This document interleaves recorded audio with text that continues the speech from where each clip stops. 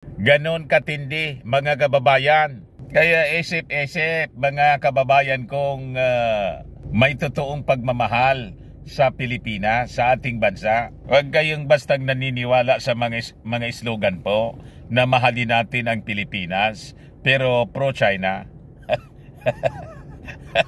Diba? Pagkatapos, mismong yung Chinese spy, mga kababayan, personal na inimbita. Mismo yung pag-amin niya, mga kababayan.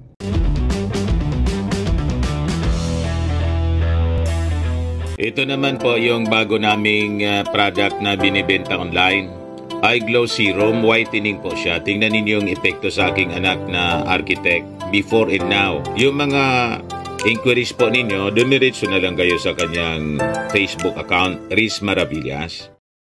Yung Chinese spy daw, mga kababayan, na si Jiang, na nireport ng Al Jazeera. Remember yung Quadcom hearing sa Pogo na kinasangkutan po ni Alice Goo, at saka dineclare doon sa Quadcom hearing na si Alice Goo isa ring Chinese spy.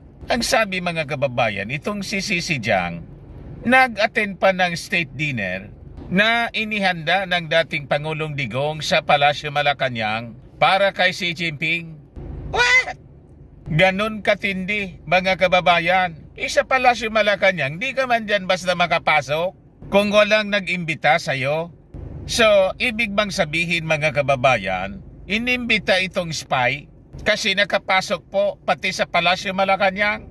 Ito yung report ngayon po ng People's Tonight. It is a shocking story, mga kababayan. O yan po yung balita ng People's Tonight.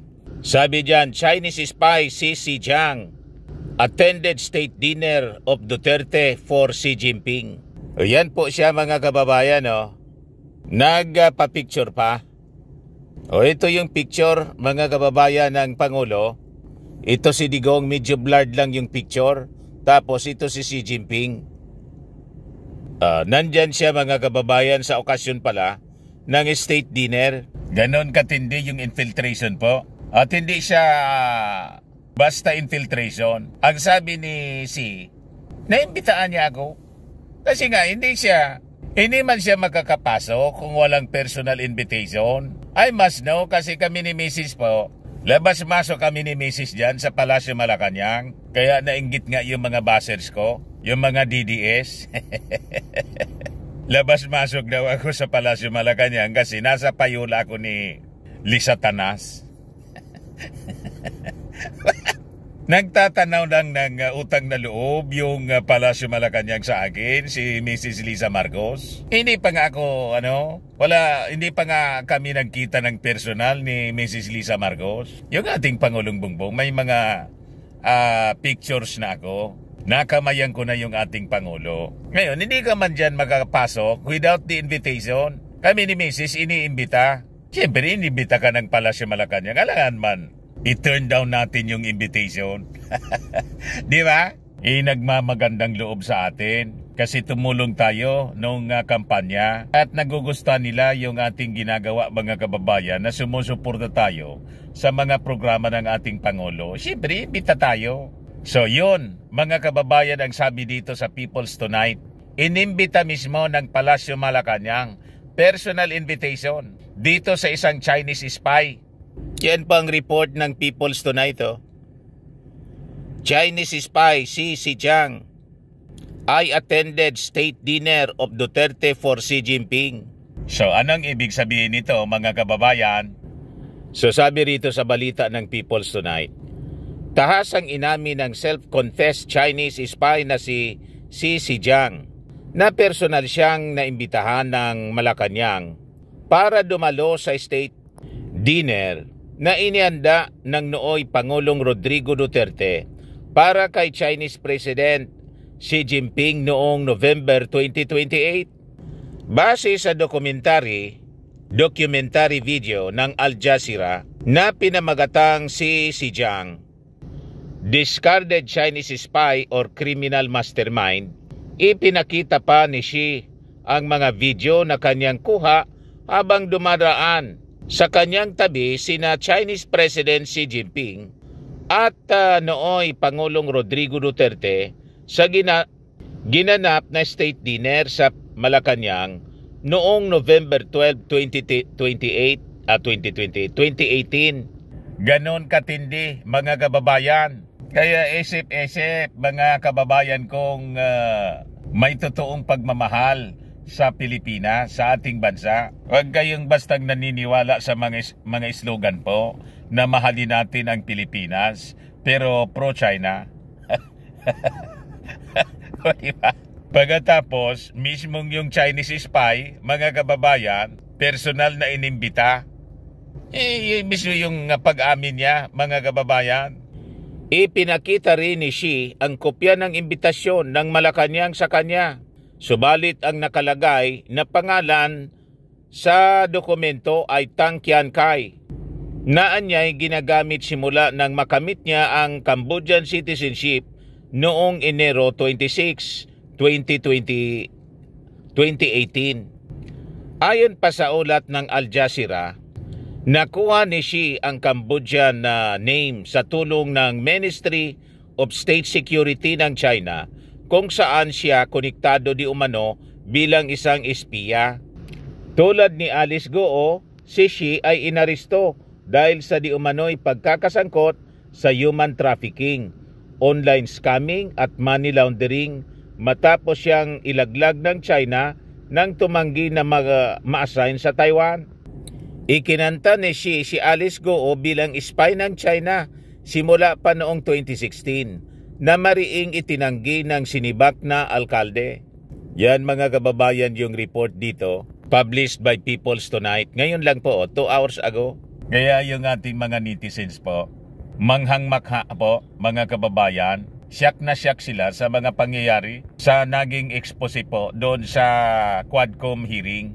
Kaya sabi ng nag-react itong si Bing Soriano Sanchez, napakatindi talaga ng naging presidente ng bansa. Hindi lang pang war on drugs, extrajudicial killing or extrajudicial killers ang mga alaga, kundi may mga espiya pa.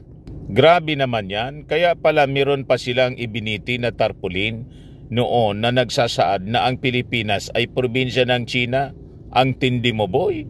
Tingin ninyo, mga kababayan, bakit kaya nangyari yun? Tinitest siguro tayo kung magiging acceptable. Pati yung mga pabiro-biro ni Digong, pwede na niya ninyo kaming gawing province?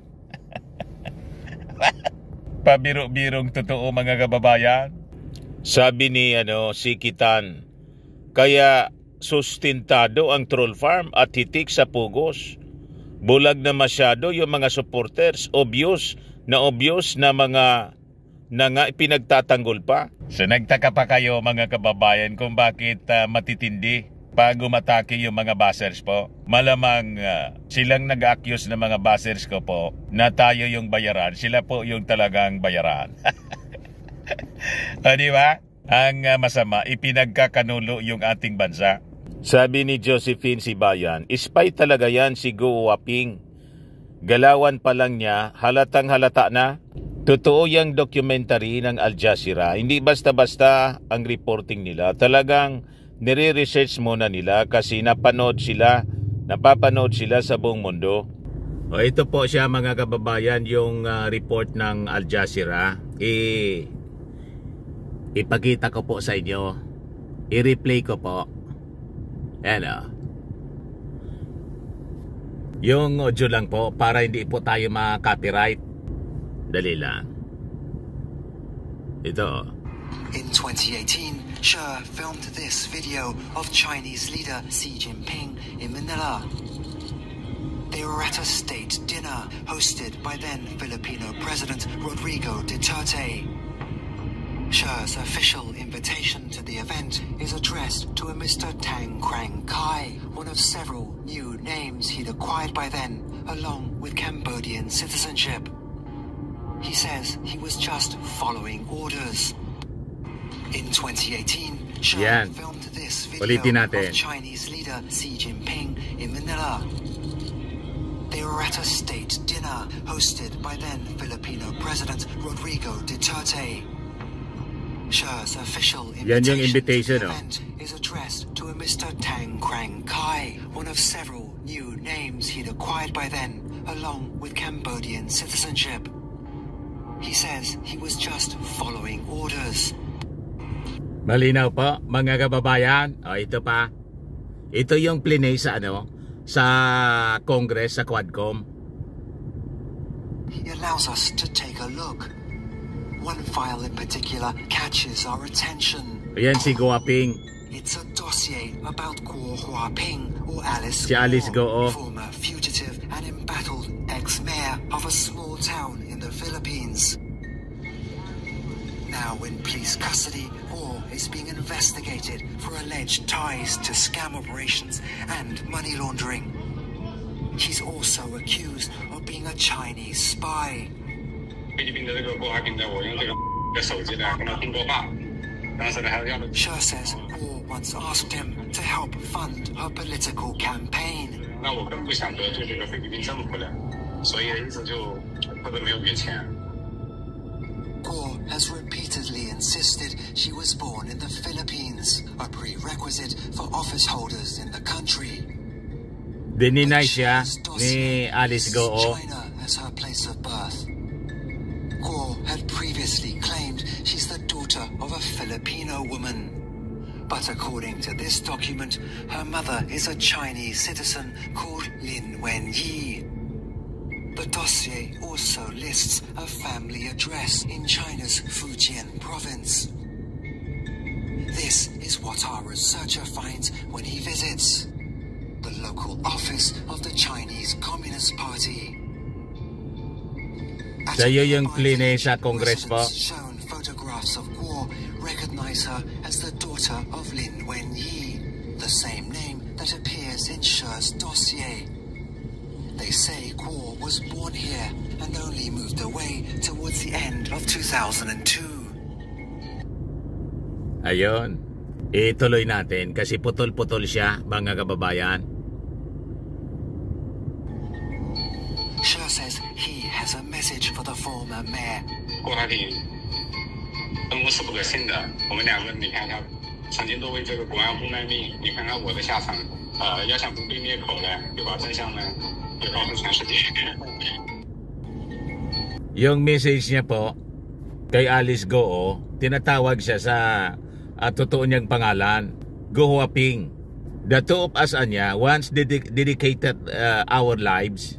We have once trusted anya China. Look anya what happened to me. If you don't want to be eliminated anya, you should anya tell the world the truth. Magsabi ka na anya ng totoo.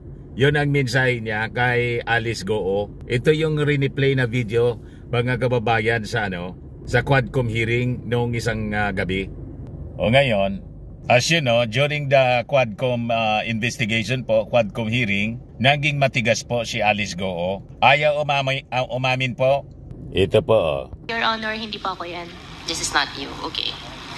Ang katanungan ko, Ms. God, because you're saying that hindi mo kilala at didemanda mo, ano naman mabe-benefit din nitong si She Zhang to name you?